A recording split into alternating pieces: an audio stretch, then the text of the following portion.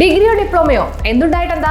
കാര്യങ്ങൾ ജോറായി നടക്കണമെങ്കിൽ നല്ല ജോലി, മികച്ച ശമ്പളവും 100% പ്ലേസ്മെന്റ് അസിസ്റ്റൻസോട് കൂടി ഇന്ത്യയിലും വിദേശത്തും മികച്ച തൊഴിലവസരങ്ങളുള്ള NCVT സർട്ടിഫിക്കറ്റോട് കൂടിയ ഫിറ്റർ കോഴ്സ്, ടാറ്റ സർട്ടിഫിക്കറ്റോടെ ഓട്ടോമൊബൈൽ ടെക്നീഷ്യൻ കോഴ്സ്, കേന്ദ്ര ഗവൺമെന്റ് അംഗീകൃത സർട്ടിഫിക്കറ്റോട് കൂടിയ വെൽഡർ കോഴ്സ്, കൂടാതെ വനിതകൾക്കായി കേന്ദ്ര ഗവൺമെന്റ് സർട്ടിഫിക്കറ്റോട് കൂടിയ വളരെ കുറഞ്ഞ ഫീസിൽ ബ്യൂട്ടീഷ്യൻ കോഴ്സുകൾ ഇനി ജൂബിലി മെമ്മോറിയൽ പ്രൈവറ്റ് ITI നിന്നും പഠിക്കാം.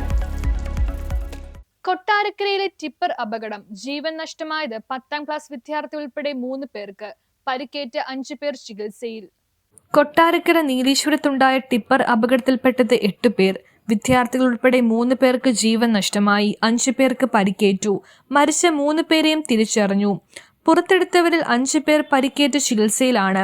ബസ് സ്റ്റോപ്പിൽ ഉണ്ടായിരുന്ന വിദ്യാർത്ഥികളായ കൗശൽ 15, ഋഷഭ് ബോബൻ 15, നവനീത് 13, ജിബിമോൾ 15 എന്നിവർക്കും ടിപ്പറിന്റെ ഡ്രൈവർ ചവറ സ്വദേശിയായ നിസാം എന്നയാൾക്കുമാണ് പരിക്കേറ്റത്.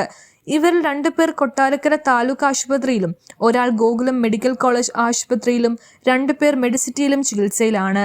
പരിക്ക് ഗുരുതരമാണെന്നാണ് സൂചന. ഋഷഭ്, കൗശൽ എന്നിവരാണ് മെഡിസിറ്റിയിൽ ചികിത്സയിലുള്ളത്. ഇതിൽ ഒരാൾ വെന്റിലേറ്ററിലാണ്. നീലേശ്വരത്ത് നിയന്ത്രണം വിട്ട ടിപ്പർ ലോറി ബസ് സ്റ്റോപ്പിലേക്ക് പാഞ്ഞു കയറിയാണ് അപകടമുണ്ടായത്. മണ്ണ് കയറ്റി വന്ന ലോറിയാണ് മറിഞ്ഞത്. ബസ് കാത്തു നിന്ന കുട്ടികൾക്ക് മുകളിലേക്ക് ടിപ്പർ മറിയുകയായിരുന്നു. കുട്ടികൾ ടിപ്പറിനടിയിൽ അകപ്പെട്ടു. 8 പേരെയാണ് പുറത്തെടുത്തത്. ന്യൂസ് ബ്യൂറോ, കൊല്ലം.